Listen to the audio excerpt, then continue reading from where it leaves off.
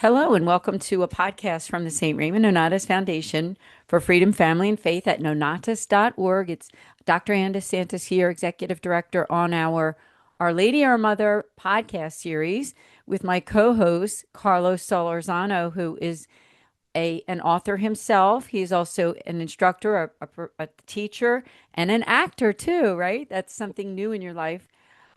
Correct. Carlos, why don't you give us your bio? I know I always love to do that on our podcast just so people can get to know you a little bit better.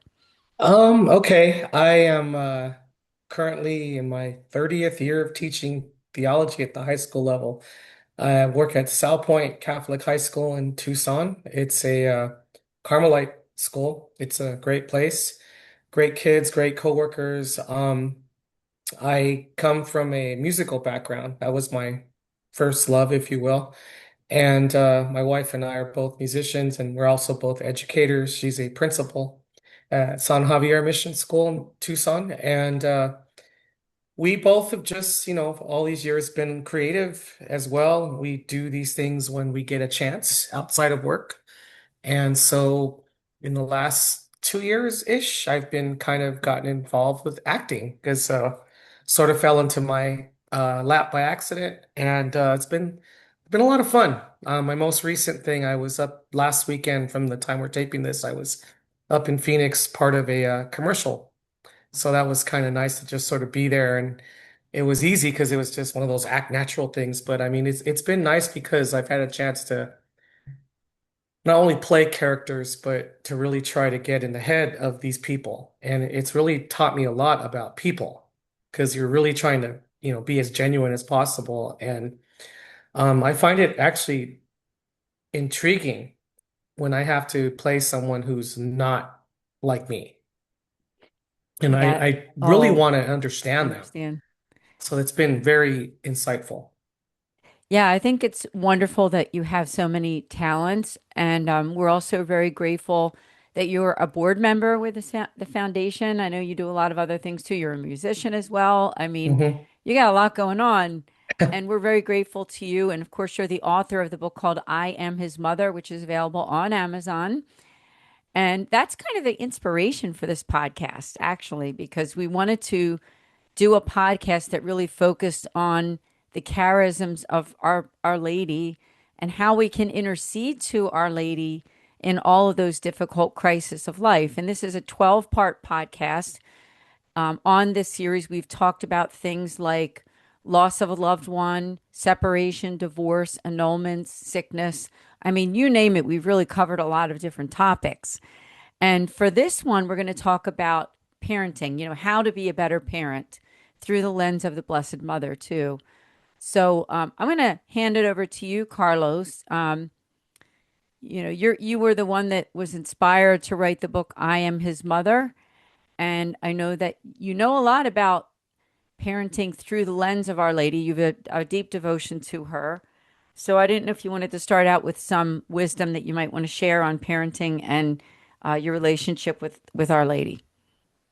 That's a great question, and it's actually very humbling because we look at her in her perfections, if you will, and that's certainly real. But we forget the human element that is still there. Like sometimes we will discuss whether her or Jesus's perfect human nature and forget that they would have felt anger, they would have felt disappointments, they would have felt hurt, they would have felt a sense of failure. And none of that is sinful in itself. A lot of it's how you handle it, what type of thoughts you might harbor afterwards. And I think that we all go through, and I think this is something where when we think about going to her when we're struggling, is that a lot of the feelings we have as parents, especially when we're failing, when we're not feeling too good about ourselves, our confidence isn't really there. We don't just ask for, the encouragement or the, from of praying to the Lord, the graces to give us the courage and wisdom to raise kids, but also understanding that they've been through those failures. I mean, It's not like say Jesus would have gotten expelled from school or something like that, but there's things as parents you try to guide your kids or you teach them and you realize that you maybe didn't do a good enough job or you feel like you realize that you thought you listened, you thought you were giving them the right attention only to find out you didn't. Obviously, if you thought you did it, you weren't trying to do something that would hurt them or neglect them, but you still find out that you failed. I always like when I talk to my students, I said it's like driving, where you know you there is such a thing as a car accident because you're driving and you make a mistake, or honestly, maybe you hit someone you didn't see them. They could have been the one that kind of came up on you, and that's why we're taught to drive defensively, but we're driving the car. Therefore, we're still responsible for the car. So and I know, in recent years, I've failed as a parent quite a bit. And you try to own it. Sometimes when you try to explain things, it doesn't come off the right way. You're sometimes, my wife's really good at reminding me that if I'm trying to say something, it's also your delivery. You don't want to sound defensive. And sometimes I know that I might come off like that, and I'm not trying to. It's just I'm also kind of loud by nature. I come from a very loud family. My parents were very loud people when it came to certain things. So not everyone in my house is that way. So I'm sure that my delivery isn't always to their liking. And even when I'm not angry or I'm just you know more outgoing about things. But and sometimes I think the other problem is we toe the line and we think everything's okay, and we realize within that comfort we kind of drop the ball. And keep in mind, our Blessed Mother would have been going through the daily routines as well, and maybe didn't realize that there was something she didn't quite give the attention she maybe did in the past. It's ironic the question was asked because it was just a few days ago I saw a picture of someone had a rendition of what a home in the first century would look like, a carpenter's home. Very small, very modest, but you can look at it and think, okay, there's certain things they would have done every day in that house. And it's just sometimes you don't realize that as a therapist once said to me, the people in your home, your family can sometimes become like the furniture in your home. And you don't realize it, that you've kind of, I guess the best way to say is take it for granted, take them for granted, or take yourself for granted, thinking you're doing a good job, and you realize you got comfortable. And by getting comfortable, you didn't intentionally do anything wrong, but you still may have not been the best parent you should be. Such wisdom, what you just said about looking at people, our family members, as part of the furniture. I've Hmm. heard that before, and that is very profound. I'm going to use that one in the future Yeah, that because that shook me in my tracks when I first yeah, it heard shakes it. you in your tracks. It really does. And God is always calling us, I believe, to slow down in a lot of ways and to be attentive to the people that are around us and our situations because life goes by fast. I mean, it really Mhm. does. I mean, even if some days seem to go slower than others, but life in general, I think, does go pretty quickly. Oh yeah. And so I'm just great. I'm always grateful for the time that I take to step back in my prayer life and also in my relationships, like you said, and realizing our behavior does matter, like as you alluded to about even using loud voices or the way that we address people and things like that. So I think it all matters in our parenting. I did come up with this list of 10 ways that I thought we could also discuss during this podcast. This is a pretty short podcast, by the way. So I encourage all of you to listen to all of our episodes of this 12-part series. Um, but we'll just for a little bit of time discuss some of these points. But so these are ways that I pondered upon about being a better Catholic parent. And One is to pray briefly with your children every day. Two is to model kindness and patience in your actions. Three, attend Mass together faithfully each week. Four, speak openly about your faith in daily life.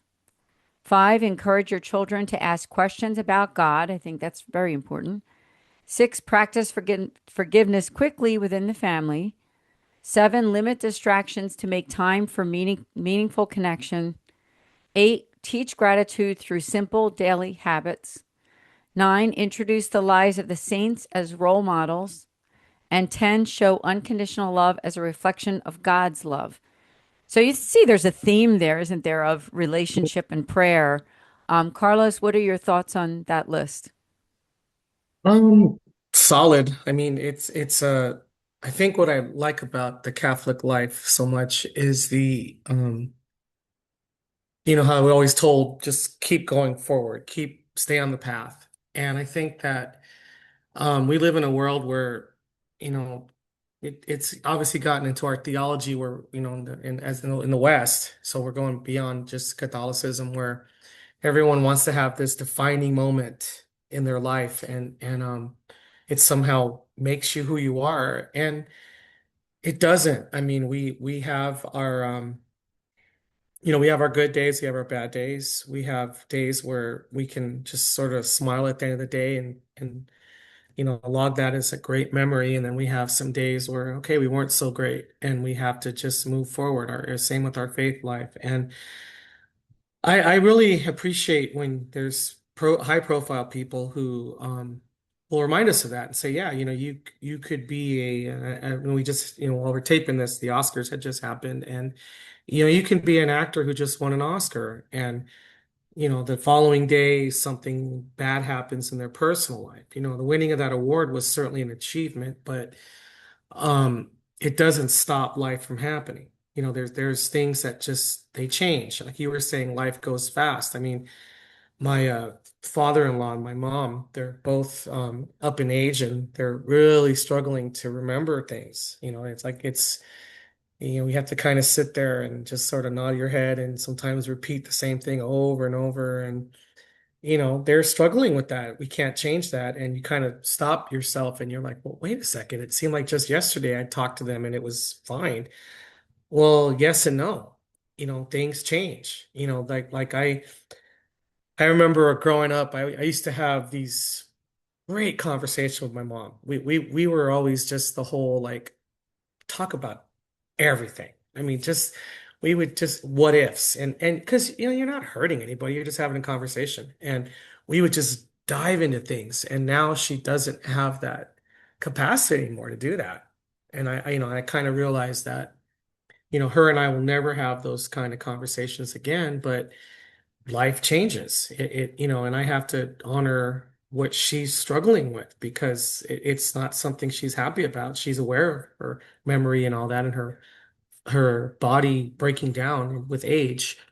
But we have to like sometimes it can get frustrating, and sometimes I would remind my kids, look, be patient with grandpa, whatever. But I mean, I too could get frustrated. And if you say something, okay, you apologize, but at the same time, you have to forgive yourself because sometimes we're hardest on ourselves with things. And as parents especially, we don't want to fail our kids, and we do.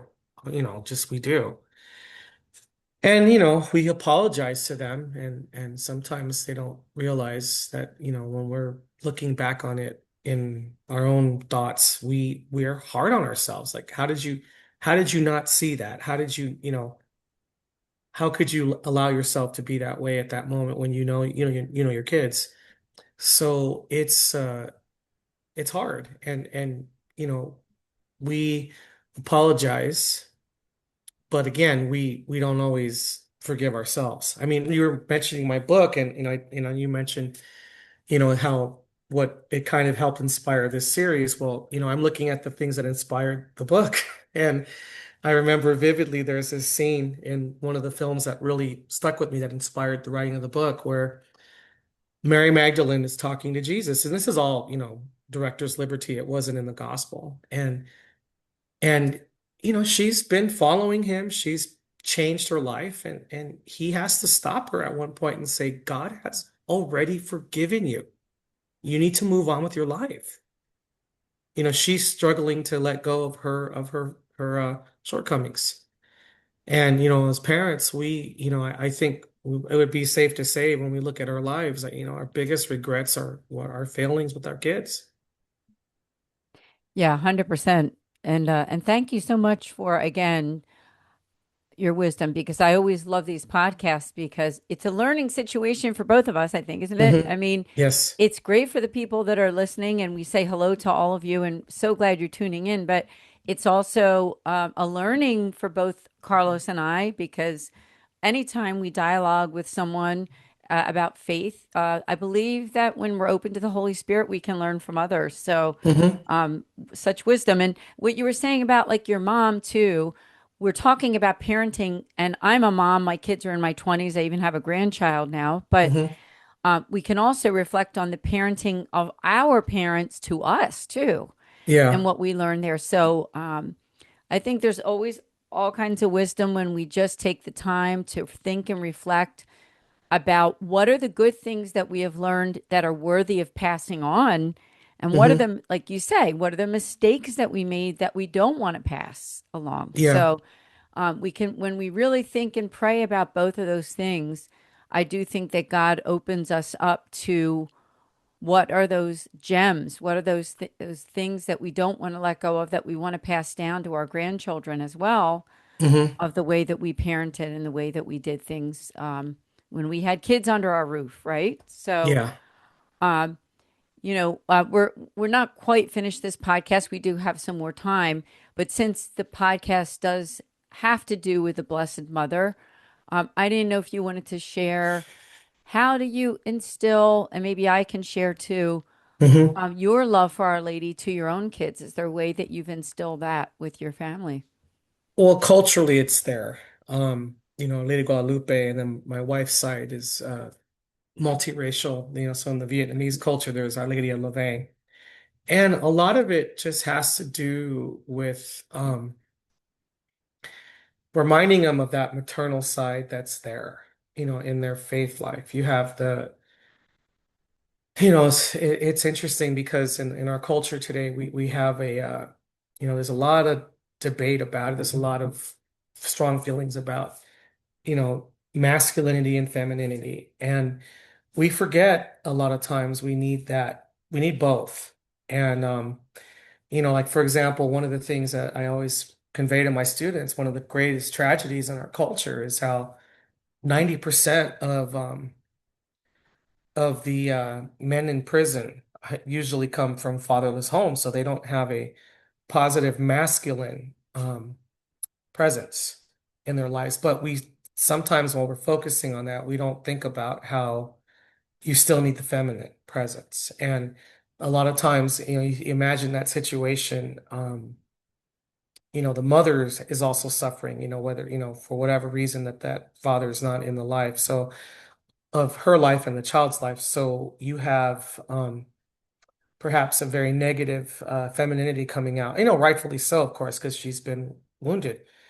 And so, when we're taught to look to Christ because he's the perfect model, I think, you look at the providential plan for our lives, and you know, um, hearing stories from, people who are very aware of creation from even the beginning of all creation, knowing that those in heaven, the angels and all, saw Mary before Mary would be be in the flesh, and seeing her beauty and not realizing that in a providential way, that was God preparing all of us to have that model in our lives as well. I mean, you think about how there's a lot of discussion how after Christ ascended that, they would go to her, the Christians, the apostles would go to her. And I'm sure they didn't just go to her to talk to her about Jesus. I'm sure they went to her. I mean, imagine being a Christian and you're raising kids and she raised Jesus. I mean, the same way you would talk to a woman who's older and she's raised her kids, and you can learn a lot from her. So, I mean, there's so much we can think about that she offered the early church, but that she's still doing that. I mean, all of these apparitions, all these messages that came from that. I mean, she's there, offering like my mother always told me that her father's mother died when he was 8. Just, the old world. I mean, it was very common to lose a parent early in life. And my mom said that my grandfather's mother was Our Lady of Guadalupe. That's what he Wow. had. And so you see the devotion in the house. I mean, that he would tell my mother and her siblings, she was my mother, because my earthly mother was gone. And Right. I've heard other people talk about that before, like depending where they're from or whatever experience they had, where they had she was the one that they had to turn to because they didn't have an earthly mother. So, but we can have an earthly mother and still turn to her. And obviously, our mothers in faith would encourage us to do that because she's also turning to her as well. So, we all do. It's, Jesus offered, behold your mother from the cross. I mean, it was the last thing he gave to the church before he took his last breath. Wow. No, I wholeheartedly agree with you. And the devotion to Our Lady of Guadalupe is just so powerful as well. And Hmm. I really always look forward to that feast day too. I don't know about you, but December 12th is always an important Yeah. day. But I want to encourage those who are listening. This podcast is on parenting, and we hope that you got some nuggets of wisdom from both of us on how to be a better Catholic parent and just how to be a better parent overall. I just want to encourage you to go to our website and just look at our resources there. We have an outside resource page that you can see different other ministries and nonprofits that might be able to help you with whatever situations you have going on at home and just get that support that you need to get through any crisis. So, and you know that we also have that special offering where you can talk to one of our priests, our Mercedarian friars, if you would like to have a free priestly consultation. All you need to do is go to that website at nonnatus.org and set up an appointment with us. So, Carlos, I just want to thank you so much. Did you have any final words before we end this one? No, I don't. I just hope that anything that we both shared was insightful, but also, to encourage people to turn to Our Lady. And, the rosary is, of course, the best way to do that. It just, I just, again, just a chance to sit with her and just be with her and allow those graces to flow that come from the Holy Spirit while she's directing us to her son. Amen. Great advice for the end of the podcast. God bless all of you. And we will see you on the next episode of the Our Lady, Our Mother podcast through the St. Raymond Nonnatus Foundation for Freedom, Family, and Faith. We will see you next time.